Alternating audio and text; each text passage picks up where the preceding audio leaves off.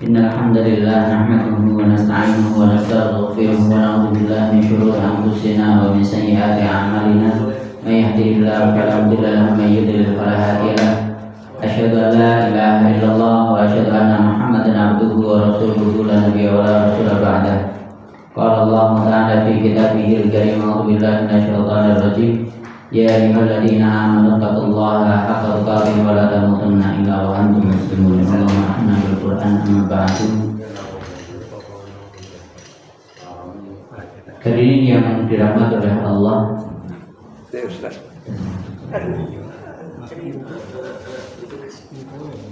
kemarin dosa besar zina sudah selesai. Selanjutnya yang masih ada kaitan dengan syahwat.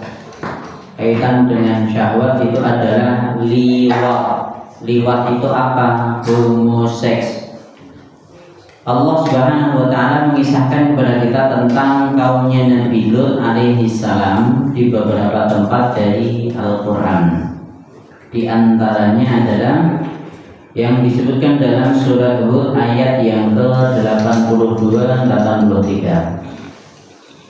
Falamma jaa amruna ja'alna 'aliyaha safilaha wa amtarna 'alayha hijaratan min sijilin mandud musawwamatan 'inda rabbika wa ma hiya minadh dhalimin biba'id.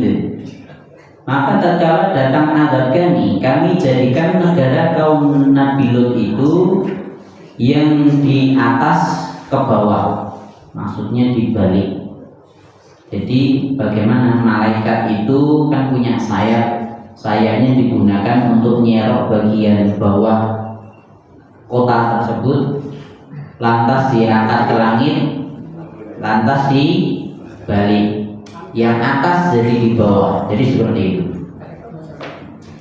Dan kami hujani mereka dengan batu dari tanah yang terbakar dengan bertubi-tubi. Selain dibalik, ditambah lagi dihujani dengan bebatuan. Bebatuan tadi diberi tanda bahwa bebatuan itu bukan bebatuan dunia di sisi Allah Subhanahu wa ta'ala. Tidak ada yang dapat merubahnya tanpa seizinnya. Dan siksaan itu tidaklah jauh dari orang-orang yang zalim, dari umat ini jika mereka melakukan perbuatan kaum Nabi Lut itu. Jadi yang dirahmati oleh Allah, itulah fakta yang terjadi pada kaumnya Nabi Lut yang mereka itu suka sesama jenis. Kalau zaman sekarang itu istilahnya LGBT, lesbi, gay, biseksual dan transgender masuk di sini semua. Mereka masuk di sini, masuk di hukum ini, liwat ini termasuk dosa besar.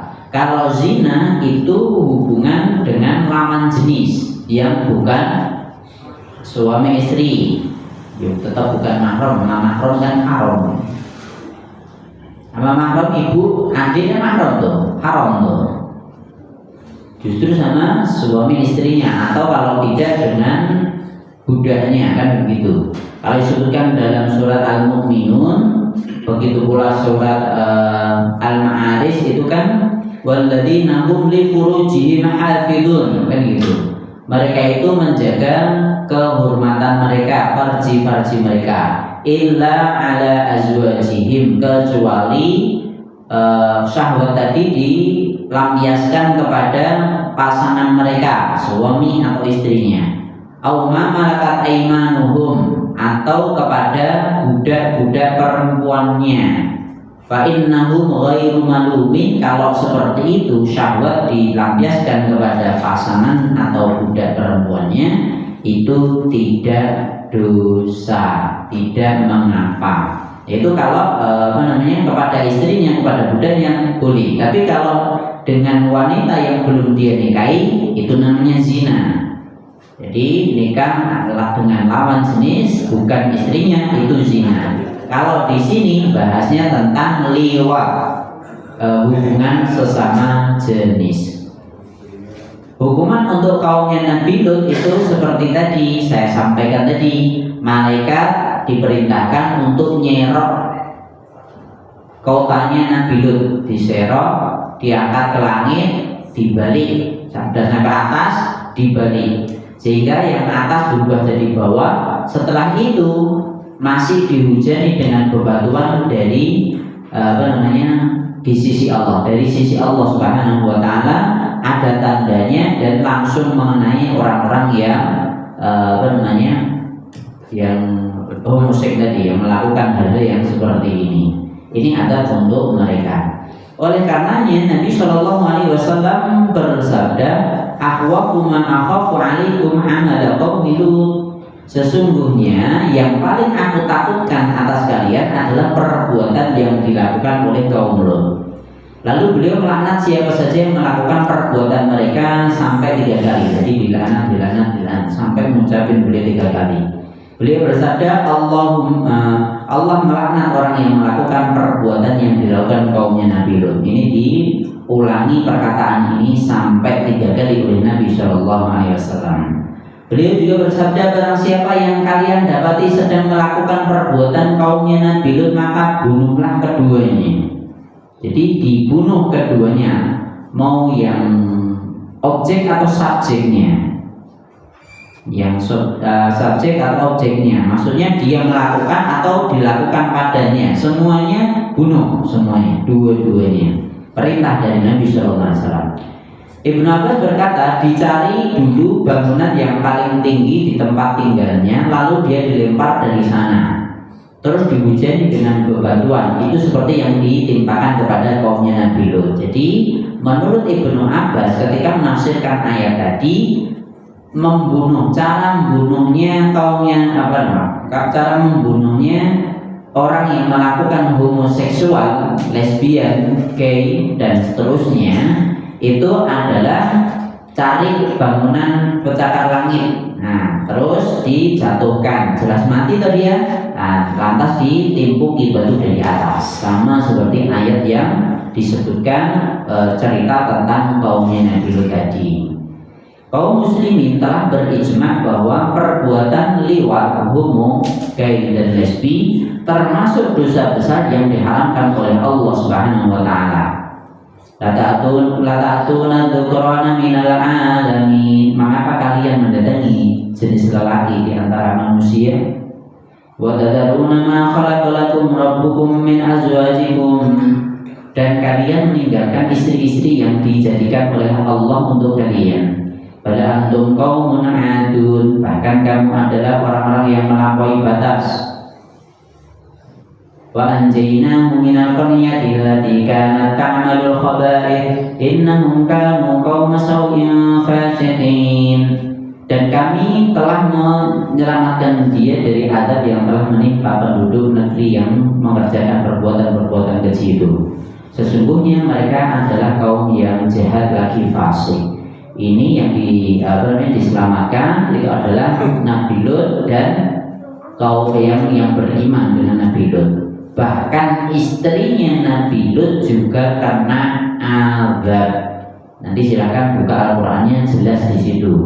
Disebutkan dalam surat Al-Hijr, perintahnya adalah kamu pagi-pagi di waktu subuh segera keluar dari kampung ini. Jangan noleh ke belakang. Semua manut. Kaumnya istrinya Nabi Lut justru noleh. Kalau noleh langsung kesambar, tetap diazab oleh Allah Subhanahu wa Ta'ala karena enggak taat. Jadi taat kepada Allah itu ya taat nawai, tidak boleh setengah-setengah, tanpa berbibu. Perintah A jalan, perintah B jalan, selesai. Perintahnya pergi keluar dari kampung halaman, pergi keluar dari kampung halaman. Enggak boleh noleh, ya enggak noleh. Istrinya noleh, istrinya Nabi Lut noleh, langsung kena azab oleh Allah Subhanahu wa Ta'ala.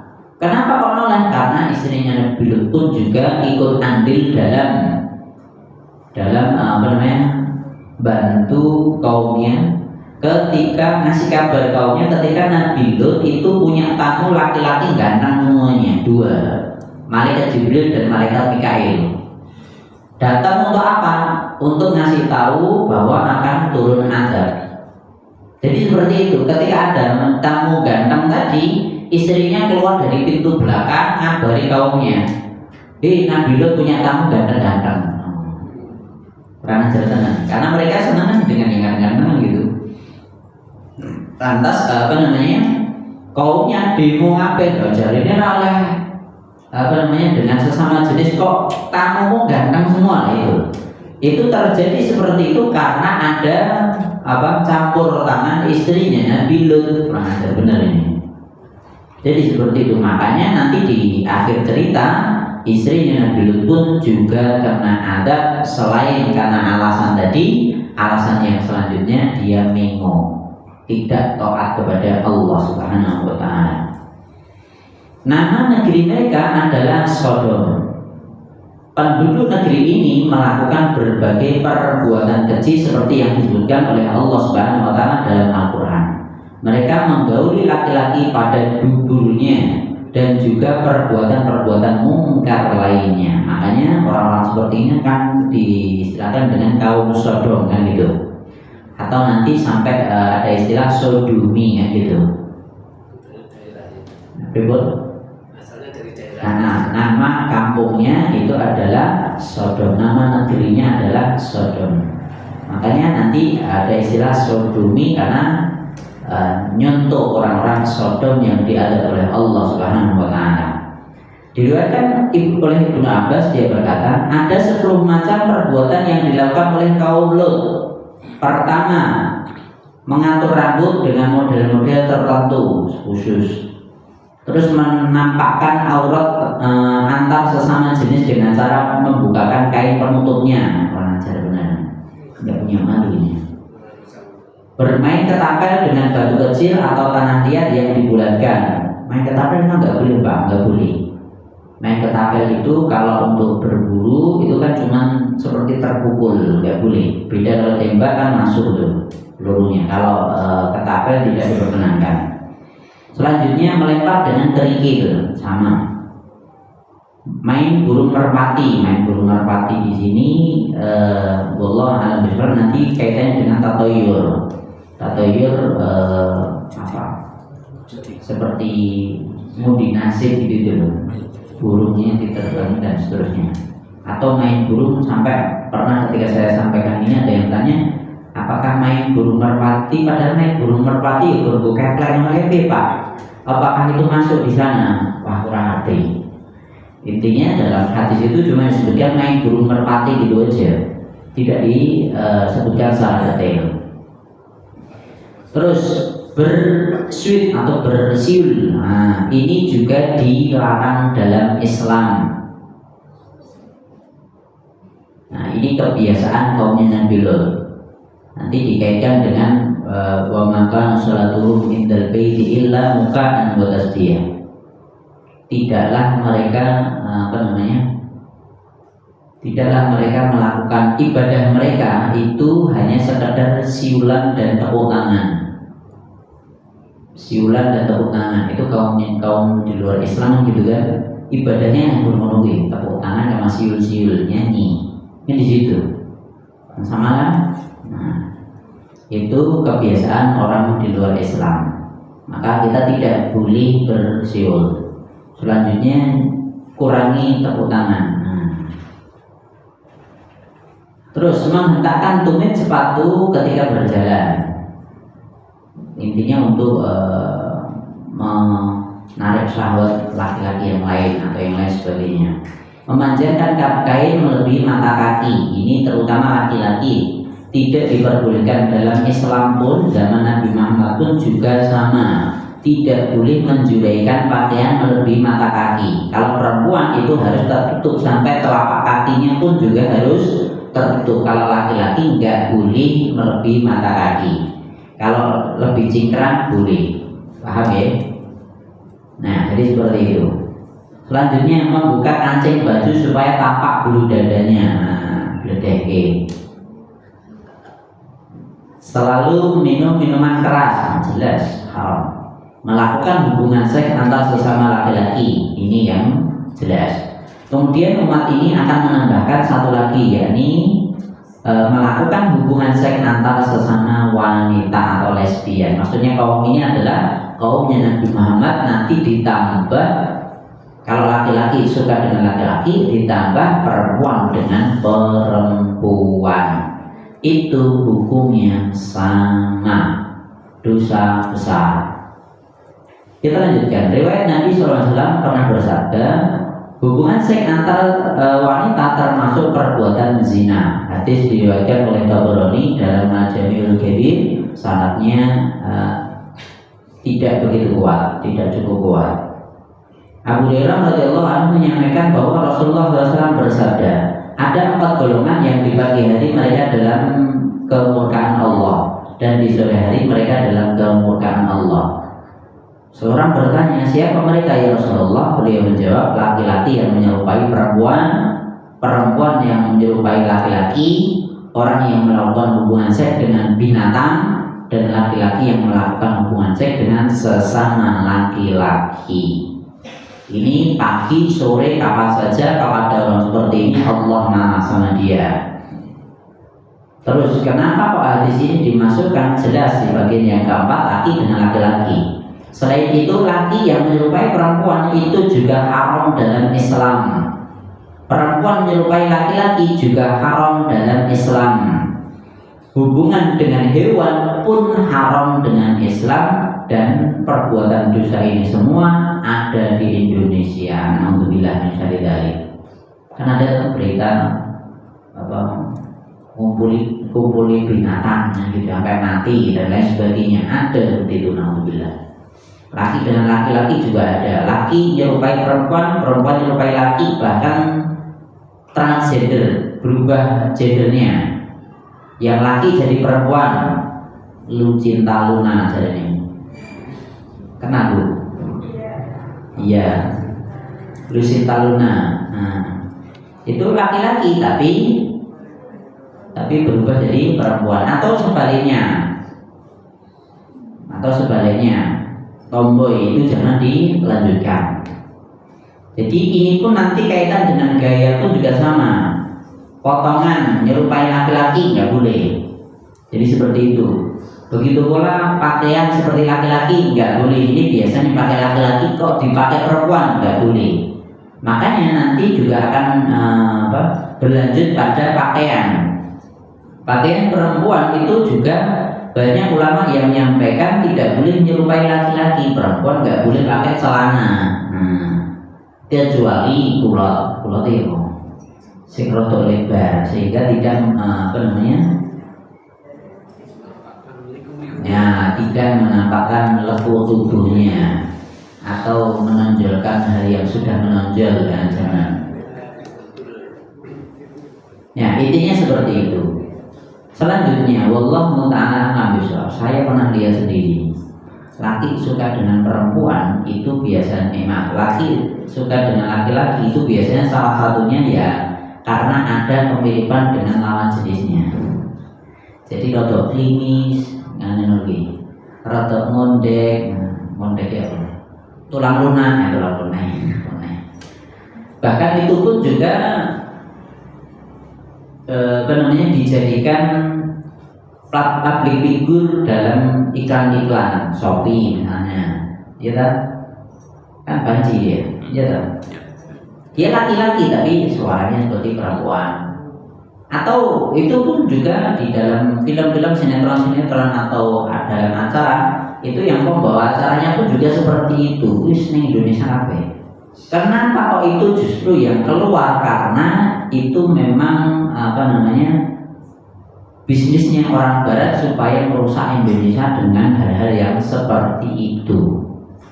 Jadi di televisi, di sponsor atau yang lain sebagainya, itu digunakan orang-orang seperti itu untuk apa? Supaya masyarakatnya pun juga menganggap hal itu adalah hal yang biasa.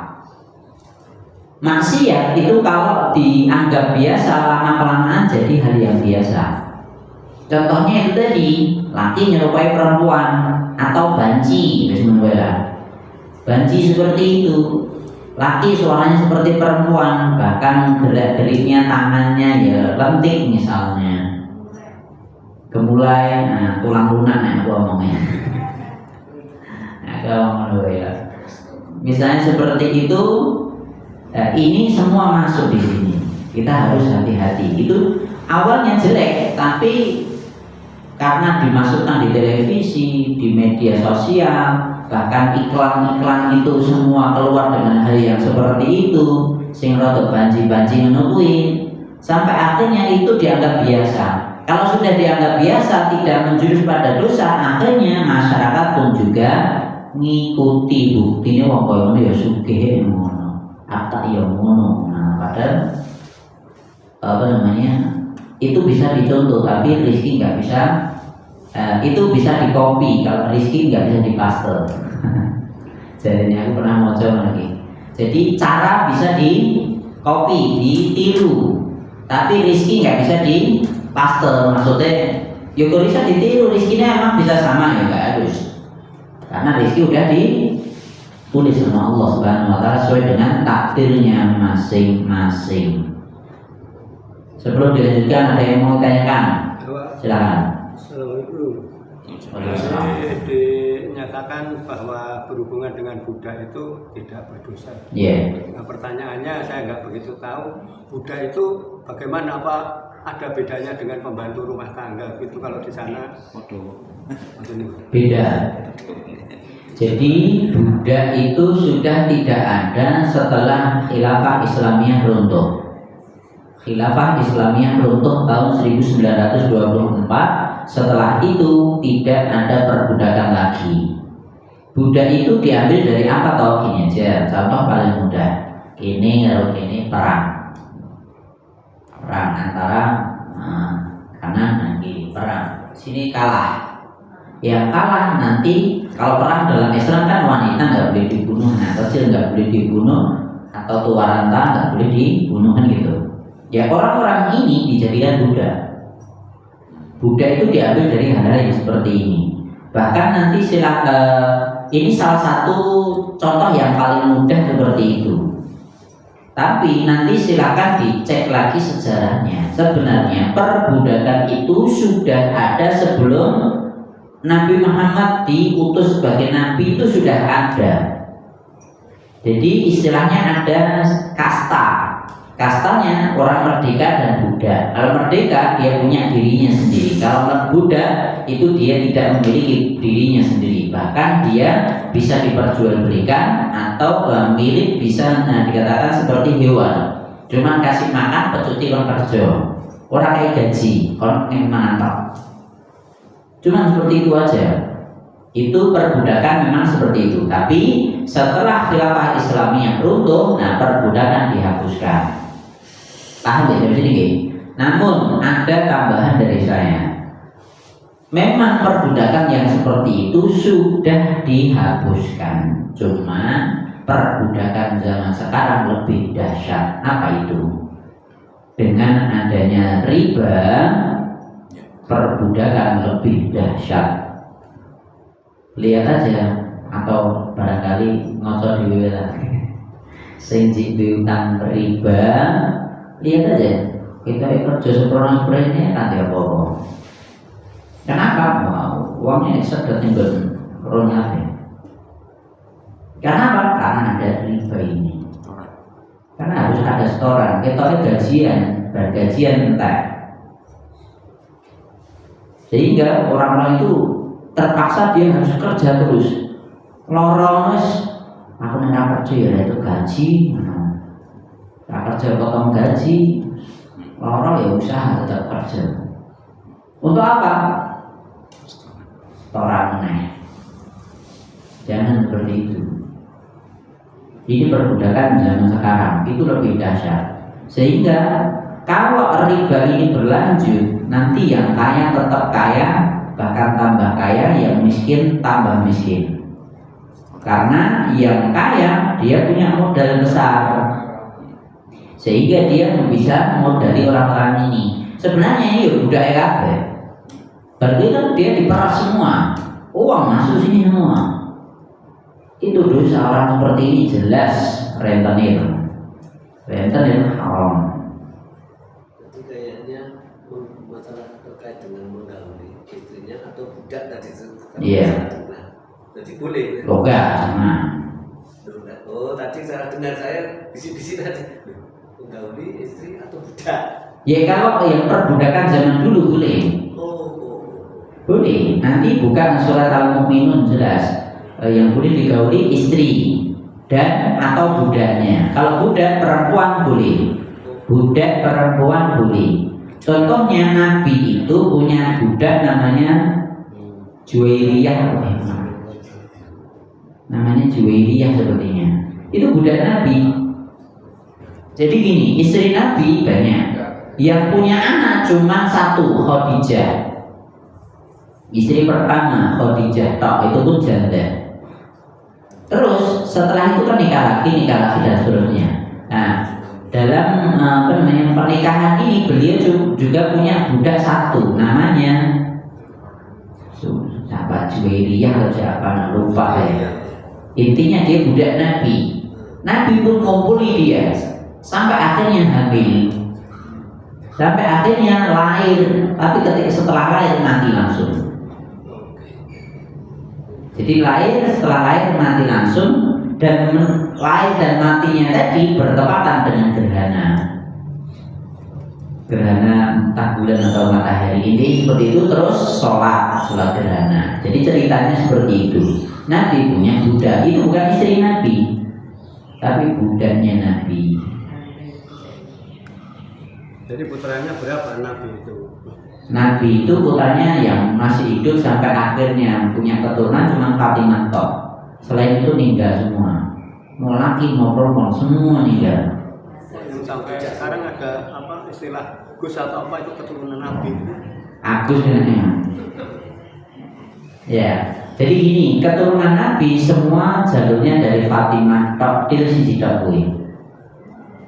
Fatimah punya suami Ali dan Fatimah ini punya anak Hasan dan Husain. Nah setelah itu turun lagi, turun. Nah, sampai zaman sekarang kok enak keturunan Nabi, pasti jalur nasabnya dari sini, dari Ali, dari Fatimah, dari Fatimahnya. Paham ya dari sini? Ini saudaranya berarti nggak sama. Cukup sampai sini bisa dibahas. Tapi perhatikan. Nanti selanjutnya kaitan dengan perbudakan ini. Tidak boleh dibalik. Kalau yang tuannya laki, budaknya perempuan, tuannya boleh ngumpuli budak perempuannya. Tapi kalau dibalik gimana? Nggak boleh. Pemohon atau Pak, saya ingin bukan kaitannya bukan boleh atau nggak bolehnya, tapi ini baik. Masa jenengan merdeka ngumpuli budak kan ya level. Engkau anakmu kan downgrade malah downgrade ya. Grade-nya turun. Turunnya grade-nya turun, kastanya turun kan gitu. Nasab padahal nasab itu kan ke laki-laki. Lah kalau kamu tuannya perempuan punya budak laki, ya nggak mungkin kamu pengen sama budak laki-laki. Nah, terus apa yang dilakukan? Kue nikah dengan orang merdeka kan gitu. Paham ya sini ya? Ya ini yang harus dipahami. Saya kira ini perbudakan, ya yang penting ngerti sih cara berpikirnya bagaimana atau dalam Islam. Selanjutnya boleh dicek dengan saya. Buka HP, buka nanti. Bahas tentang istri Nabi banyak gitu kan? Istri Nabi banyak, bahkan ada budaknya. Kaitan dengan ini, orang di luar Islam pasti ngejek Islam dengan ini. Dia tahu Islam poligami, bully namanya. Lantas gini, silakan dicek agamamu sendiri, nabi-nabimu juga sama. Poligami itu diperbolehkan dalam agamamu juga. Lihat aja Nabi Ibrahim jelas nabimu, Nabi Sulaiman jelas nabimu. Bahkan Nabi Sulaiman itu istrinya berapa? 1000. Nah, 1000 itu ada yang sebagai istri, yang lebih banyak adalah budaknya, selirnya kalau zaman sekarang. Jadi seperti itu. Bisa dipahami? Jadi ada perbudakan di situ juga, ada selir itu pun juga ada di zaman sejak zamannya Nabi Sulaiman alaihi salam. Cukup barangkali yang lain? Belum dinyalakan.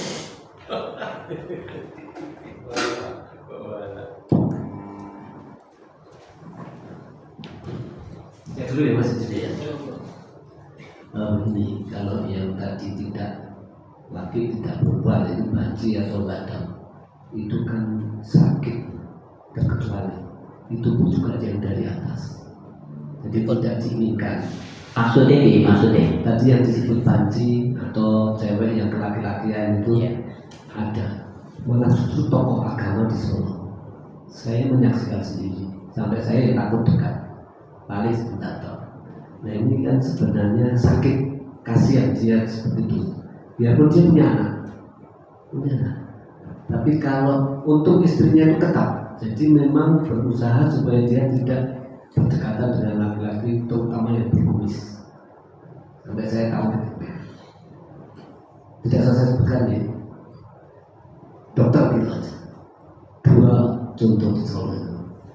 Nah ini maksud saya begini, kecuali kalau yang di TV tadi ya yang disebutkan untuk cari uang bergaya begini oke lah. Saya sendiri risih nyawang itu sih mesti saya ganti karena, tapi yang terjadi di Solo ini saya sering interaktif karena perlu dia menceramah. Jadi kasihan benar, sebenarnya kasihan benar. Akhirnya kemarin meninggal aja aibnya ditutup. Kasihan sekali, sakit kasihan. Nah ini maksud saya begini, Pak Ustaz, ini kan juga dari sana ya, tidak kemauan dia. Kalau yang satunya selalu istrinya mendampingi terus supaya tidak berdampingan dengan laki-laki. Jadi ya begitu.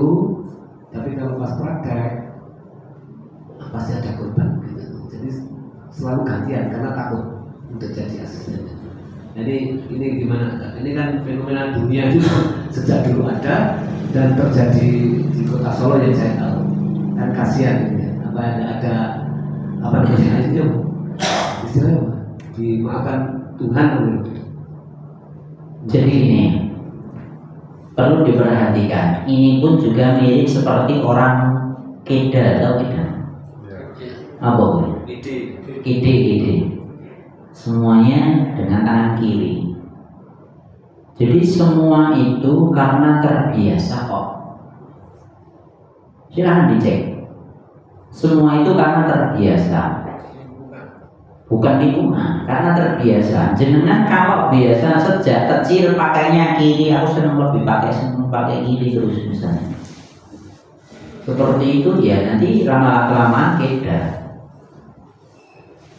Itu ya orang tua yang harus mendampingi dan harus mengingatkan dia supaya tidak memakai tangan kiri terus. Itu harus ada pendampingan sejak lahir, sejak kecil. Misalnya makan kanan, harus kanan. Nek Nabi ngomong makan dengan kanan karena apa? Karena setan makan tangan kiri. Terus ngono tok, serang gagah kedal ora kedal. Udah pernah saya bacakan belum di dosa-dosa besar ini ada laki-laki yang dia itu makan dengan tangan kiri.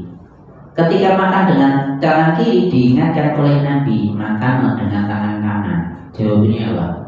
Saya nggak bisa. Sebenarnya tangan kanannya bisa. Karena dia jawab seperti itu, ucapan ini sebagai doa untuk dirinya sendiri. Setelah itu tangan kanannya nggak bisa digunakan sama sekali. Na'udzubillahnya dari. Jadi bahkan Nabi di hadis itu menyebutkan dia menolak syariat ini, menolak aturan ini karena dia sombong, karena diingatkan dia nggak mau. Maka Allah Subhanahu wa taala takdirkan untuk dia tangan kanan yang tidak bisa digunakan. Paham ya sini? Makanya kalau kita misalnya lihat anak kita kok pakai tangan kiri, usahakan untuk diingatkan supaya pakai tangan kanan. Karena ini perintah agama. Orang Islam semuanya yang baik-baik dengan tangan kanan. Gitu gitu. Semuanya makan, berjabat tangan, ngasih dan seterusnya, menerima tangan kanan semua. Itu ajaran Islam seperti itu. Mungkin dia mau menerima dan ambil woywan. Jadi ini yang ini pun juga berlaku pada tadi laki-laki yang dia itu memiliki kelainan, maksudnya kelainan, ya gue mau suaranya kayak wedok, bahkan tangannya kayak wedok, face-nya itu seperti perempuan, dia punya anak. Saya juga punya teman yang seperti itu, teman bapak saya seperti itu. Tapi karena dia tidak memedok-medokkan dirinya, maka dia ya tetap lanang meskipun suaranya bukan wedok ya, lembut banget kayak orang wedok. Lah nek masalahnya orang-orang banci itu tadi wis kaya ngono, wis kelainan ditambah digawe-gawe kita wong wedok tenang, itu yang salah di situ. Paham ya sampai sini nggih? Ya, itu banci benar itu jualan ya, dadanya dimuncul-munculkan. Kalau yang teman saya tadi, seorang dokter tadi tidak penampilan dia cowok biasa. Iya. Jadi kalau memang seperti itu nggak apa-apa dia. Saya juga punya teman, dia biasa saja. Tangannya lembut, gerak-geriknya ya kaya wedok sithik, kaya wedok. Tapi dia itu bukan karena dibikin. Ya, betul. Jadi dia pun juga sebenarnya pengen seperti laki-laki seutuhnya 100%. Tapi karena dia ada kelainan ya nggak apa-apa. Jadi seperti itu boleh, nggak apa-apa, itu nggak dosa dia. Selagi tidak dilanjutkan terus kaya wedok di wedok terus digenit-genit ke ya Allah. Itu yang dosa, apa nggih? Cukup? Silakan. Itu tadi seperti Pak Adianto tadi dan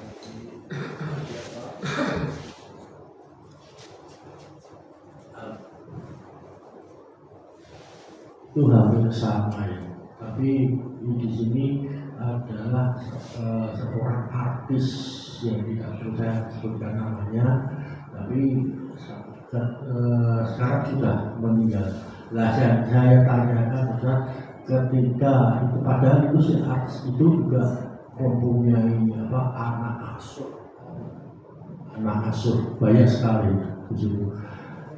Itu pertanyaan saya, itu ketika meninggal itu bagaimana Ustaz? Padahal dia juga sebetulnya laki-laki tapi pakai kerudung Kalau udah operasi malah sudah operasi. Ya kalau seperti itu berarti kan dia memedokkan diri. Itu yang diharamkan di situ. Itu haram. Bahkan naudzubillah, wong NU ya mati. Nanti dicari ustazah aslinya laki dia. Wallahi aslinya laki tapi dia pakai jilbab jadi ustazah. masih hidup sekarang. Masih hidup. Siapa tak? Waduh, benar dulu ya. Oh masanya? Itu sampai operasi juga yang ustazah tadi. Mungkin, saya nggak tahu. Nggak diekspos ya. Ya nggak diekspos, tapi dia aslinya laki. Dia pakai jilbab jadi ustazah. Wah, penasaran ini. Wah penasaran. Wah. Cinta dulu. Ya terus. Ya jadi seperti itu. Lah bagaimana? Nah, jelas itu melanggar syariat dari ustazah. Terus sing ngrungokke piye ngono lho, bingung apa. Muridnya itu pernah mikir mana? Muridnya nggak tahu loh ya. Nah itu kan pendamping umroh kasihan itu ya. Susah. Nah mandi baru itu. Jadi ada itu dia jadi ustazah. Orang berpenceramah omongan sing umum kan bisa dia. Ini agama nganggo jilbab.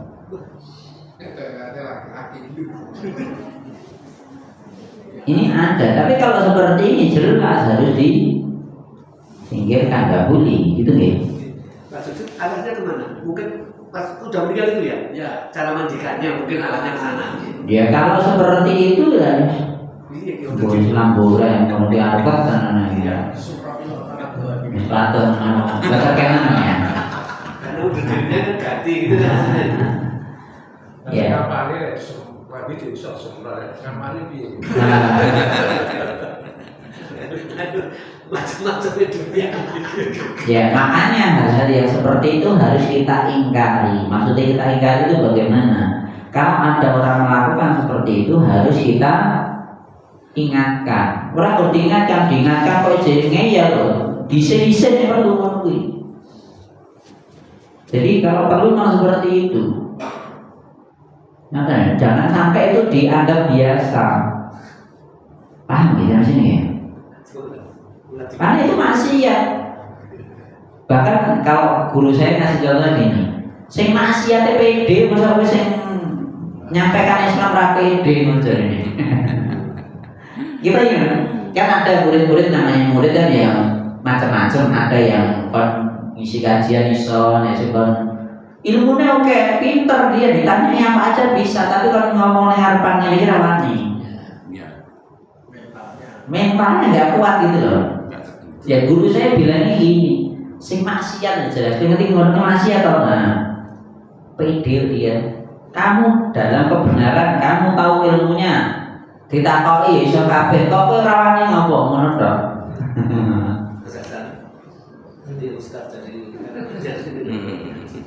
Jadi seperti kalau guru saya pernah menyampaikan seperti itu.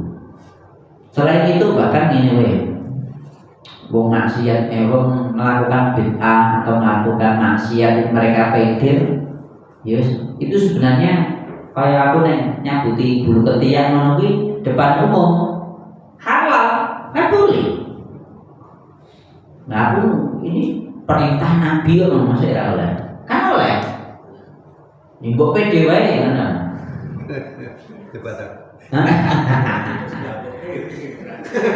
Ini kan perintah Nabi loh. Terus yang maksiatnya mau pede enggak ya? Ya tapi kalau yang enggak boleh yang enggak putus dia. Lah, salah gue. Pengalaman kita lagi.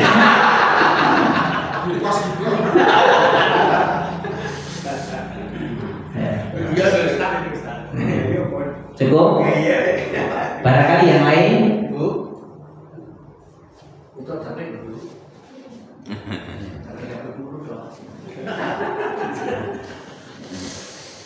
Mungkin melengkapi tadi ya yang berversinya versi cewek itu juga ada yang karena mungkin untuk mengingkari itu ada juga seorang ayah yang memboncengkan putranya laki-laki Jumatan, tapi memang wajahnya cewek gitu. Tapi itu laki-laki, jadi tidak Jumatan.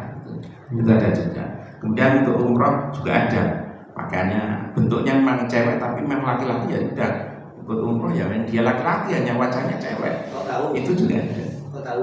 Lah itu kan di medsos banyak juga. Bukan kau tahu itu benar-benar laki-laki itu, Pak buktinya. Loh kan itu kan anaknya dari ceritanya juga anaknya, jadi itu udah cilik kan Pak. ya, hanya melengkapi aja ini kebaikan tadi. Terima kasih.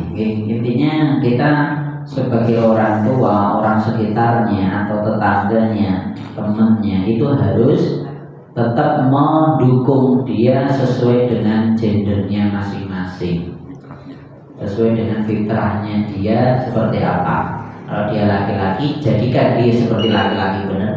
Kalau perempuan, jadikan perempuan yang benar. Bahkan jadinya untuk kedulanan anak harus yang kebiasaannya piye. Tapi anakku perempuan, pasaran ya masak-masak ya iya, tapi mobil ya iya, delokane tayo. Ya tayo untuk mobil tayo. Ya apa-apa lah piye, tapi kan dia tetap masak, tetap yang apa namanya? Barbie atau yang bunga-bunga, ya enggak apa-apa ya. Sesekali ya boleh lah punya. Tapi tetap nanti dilanjutkan diasuh tetap sesuai dengan gendernya. Jadi seperti itu. Ngoten nggih? Cukup, ada yang lain? Silakan.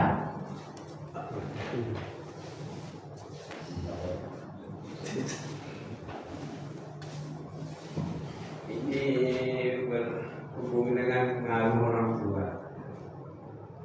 Misalnya kalau kita lihat dalam kehidupan sehari-hari itu ada orang tua yang punya anak ternyata 1, 2 itu laki semua.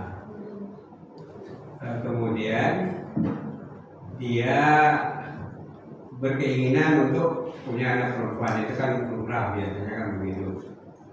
Jadi keinginan dia untuk memperoleh anak perempuan itu kayaknya ya berlebihan gitu kan.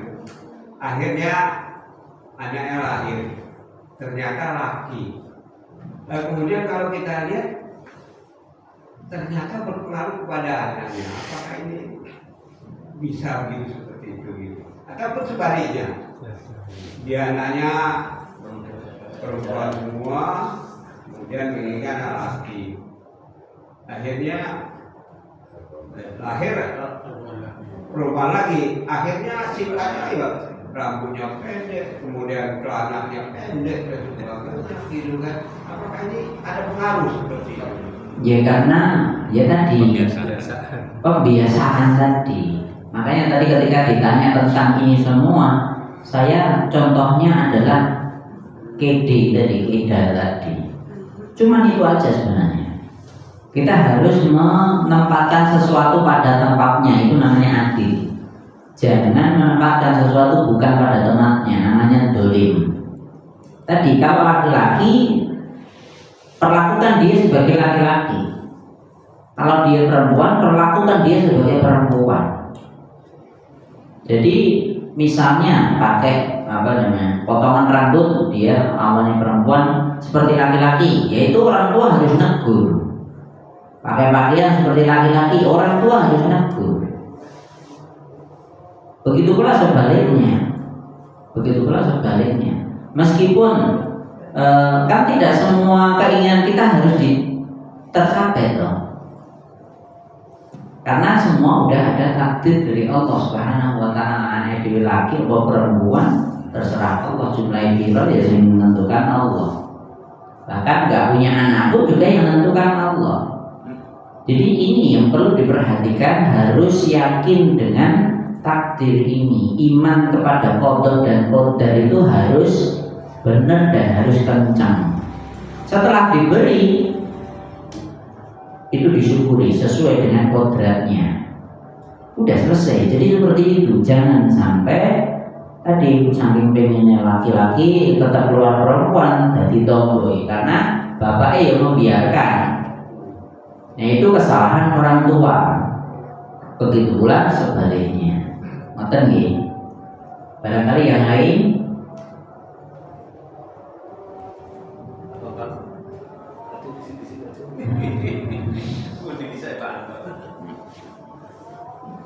Nanti kaitan dengan ini aman-aman banyak, bahkan cerita kaitan dengan yang fakta pernah terjadi pada saya pun, maksudnya bukan saya nih, pada orang lain yang sekitar saya lihat sendiri pun juga seperti itu. Harus hati-hati kaitan dengan ini,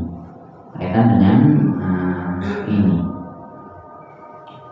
Baru ada, kita lanjutkan dulu. Diriwayatkan bahwa apabila seorang laki-laki melakukan hubungan seks dengan sesama laki-laki, berguncanglah arsy hingga sana Allah, karena takut akan kemurkaan Allah.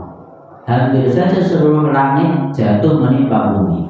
Lalu para malaikat memegangi tepi-tepinya sambil membaca Qul huwallahu ahad sampai ayat terakhir, sehingga meredalah kemurkaan Allah Subhanahu wa taala. Sampai seperti itu. Nabi pernah bersabda, 7 golongan orang yang akan dilaknat oleh Allah Subhanahu wa taala dan tidak akan dipandang dengan pandangan kasih pada hari kiamat. Serta dia akan mengatakan kepada mereka, masuklah kalian ke dalam neraka bersama orang-orang yang memasukinya. Mereka adalah pelaku objek, yakni liwat kalau di sini. Objek liwat, penyuka lubang lubang dubur. Selanjutnya orang yang melakukan hubungan seks dengan binatang, orang yang menikahi ibu atau anak perempuannya, dan orang yang menikahi tangannya, maksudnya melakukan masturbasi, kecuali jika mereka bertaubat. Kalau taubat, insya Allah diampuni oleh Allah. Jadi kita harus hati-hati ya dengannya. Diriwayatkan bahwa ada segolongan kaum yang dikumpulkan di padang mahsyar pada hari kiamat dalam keadaan tangan yang membengkak karena satu bentuk perbuatan berzina. Mereka dulu di dunia suka melakukan masturbasi. Alhamdulillah. Dalam riwayat lain disebutkan bahwa di antara perbuatan kaum Lut adalah bermain dadu. Ini pun dalam Islam tidak diperkenankan, main dadu. Mengadu merpati ngomong. Keklek apa piye ora ngerti. Balapan. Nah, keklek balapan kayak. Mengadu anjing. Mengadu biri-biri, mengadu jago. Nah, ini juga sering main jago. Masuk pemandian umum tanpa busana, ini juga nggak boleh. Serta mengurangi takaran dan timbangan. Barang siapa melakukannya sungguh celaka dia. Dalam sebuah asar disebutkan, barang siapa bermain-main dengan merpati, niscaya sebelum mati akan merasakan pahit getirnya kemelaratan. Alhamdulillah, insyaallah. Ibnu Abbas berkata, sesungguhnya seorang homo yang mati tanpa sempat bertobat, nanti di kuburnya dia akan diserupakan dengan seekor babi. Ini kata Ibnu Abbas. Nabi bersabda, Allah tidak akan memandang kepada laki-laki yang mendatangi laki-laki lain, ini kaum homo, dan melakukan hubungan seks dengan wanita pada duburnya. Ini juga haram. Ya, saya kira cukup dulu, masih panjang sekali kaitan dengan ini. Saya tambahkan sedikit penyakit kelamin. Penyakit kelamin itu biasanya karena lubang pantat. Makanya dalam Islam itu haram secara mutlak.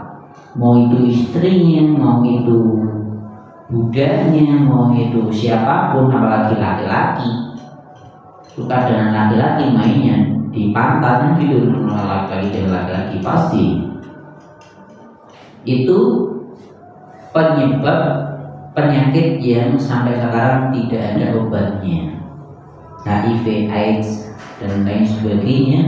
Itu semua penyebabnya adalah lubang pantat ini haram, meskipun itu istri jenengan, haram dalam Islam.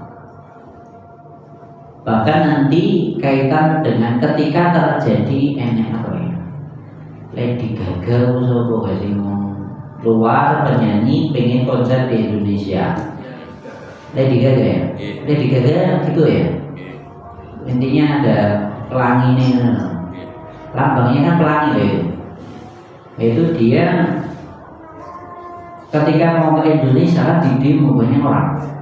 Nah, ketika demo itu kan tetap pro kontra, penyuka sesama jenis yang tetap dukung, atau yang dibayari oleh Barat supaya seperti ini masuk di Indonesia kan tetap mendukung.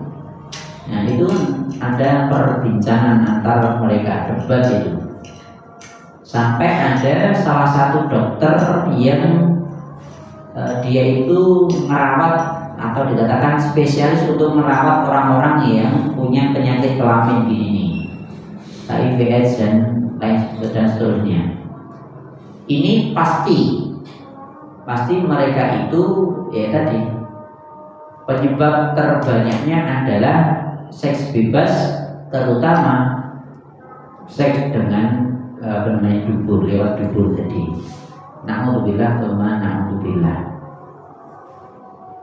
Tapi ketika dikatakan seperti ini, orang-orang sing pendukungnya ya tetap mendukung baik dengan berbagai alasan yang tidak logis. Nah, intinya seperti itu, kita harus hati-hati, harus peringatkan orang-orang sekitar kita jangan sampai melakukan hal yang seperti ini. Nanti di hadis-hadis selanjutnya ada cerita tentang apa ya? Nabi melihat ada sahabatnya jalan bersama ponanannya lebih ganteng. Lantas ketika sampai di depan Nabi, Nabi tanya, siapa dia? Dia kemenakan saya Rasulullah. Jawab Nabi, sesuatu tidak melakukan hal ini. Kenapa? Kamu pasti akan dibatin sama orang lain. Kamu jalan dengan laki-laki yang klinisnya gitu. Kan biasanya gitu orang-orang yang suka dengan laki-laki, sesama laki-laki itu karena salah satu yang klinis. Nah, berarti anak-anak orang lain berarti ya. Berarti anaknya itu rasa klinis belum Broadway bukan gitu. Tapi kebanyakan yang lesbi itu pasti salah satunya masih klinis. Selain itu nggak punya kumis dan jenggot biasanya gitu. Amrod namanya. Nanti hadis selanjutnya dibahas tentang ini. Saya kira cukup sekian. Insya Allah di pertemuan mendatang. Oh, silakan. Seperti saya kan tidak seperti cewek, tapi rambut saya banyak. Untungnya gimana? Karena di kebiawian itu saya jangan menyerupai wanita. Tapi gaya style apa saya tidak banci, tidak apa. Ini rambut banyak. Tapi saya ingat saya. Ya. Jawaban dari saya, Nabi pernah rambutnya panjang. Kita jawabanku. Terus bagaimana selanjutnya? Ya kecuali dengan di tempat-tempat yang memang nggak boleh. Contohnya saya sebagai guru, rambut dewa mesti di sprint. Tapi kalau di seni rupa itu mah. Oh iya, seni semua seperti itu. Bahkan bapak saya almarhum dulu sekolah di STSI sini. STSI, jadi seni. Rambutnya panjang juga, tapi tali. Ini juga seniman, Pak. Terima kasih. Ya, gitu aja. Saya kira cukup. Wassalamualaikum warahmatullahi wabarakatuh. Waalaikumsalam.